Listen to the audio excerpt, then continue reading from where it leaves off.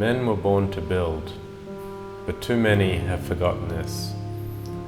We've stopped building our bodies, we've stopped building our families, we've stopped building our legacies.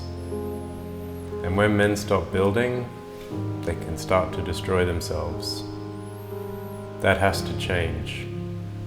This is the call for men to build again.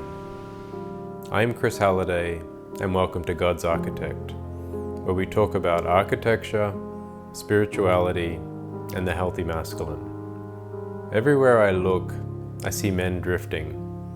No direction, no vision, no sense of purpose. And it's not because they're weak by nature, it's because they've stopped building.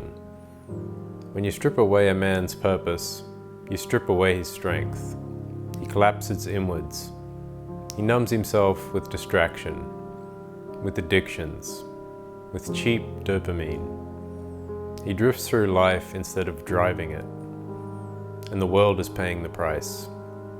At our core, men are creators, builders. We build shelter to protect families.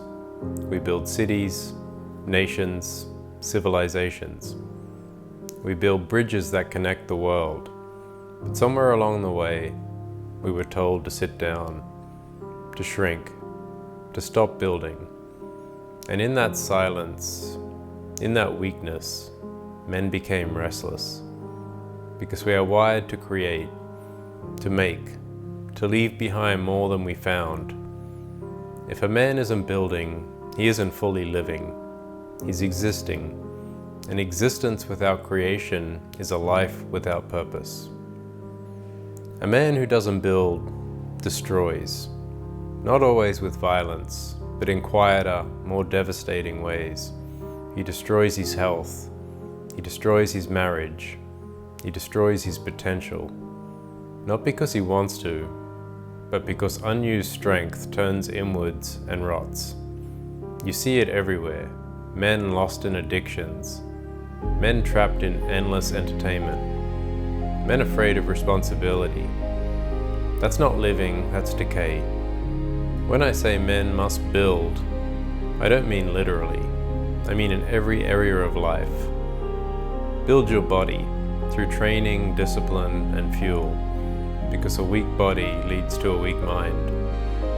Build your relationships through loyalty, honesty, and presence, because a man who cannot build trust will never know peace.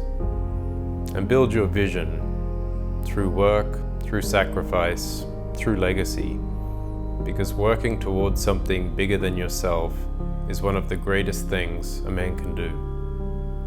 I know this because I've lived it. I've been building since I was 13, working beside my father. At 15, I was building furniture by hand. I traveled the world, building homes across 4 countries. And eventually, I came to Malibu and built Simka, a fortress that will stand for centuries. And here's the truth. Simka wasn't built by a team of faceless experts. It was built by me. I was the creator, the architect, the designer, the builder, and the developer. Every detail was born from my vision. Every material chosen by my hand. That's why this home feels alive. Because it wasn't built as a project. It was built as a creation. And that's the message I want men to hear. If you dedicate yourself to building, truly building, you can create something eternal. Whether that's a home, a marriage, a family, a body, a business, or a legacy. So here is my call to men. Build again. Build like your life depends on it, because it does. Build your strength. Build your families. Build your communities. Build legacies that will outlast you. Don't drift. Don't collapse. Don't settle for existing. Because the world does not need weaker men. The world needs builders again. And if you don't know where to start small. Build discipline. Wake up earlier. Train your body. Build honesty in your words. Build presence in your relationships. every brick counts. Every day is another layer. And if you stay disciplined, you'll look back and realize you've built something unshakable, something eternal.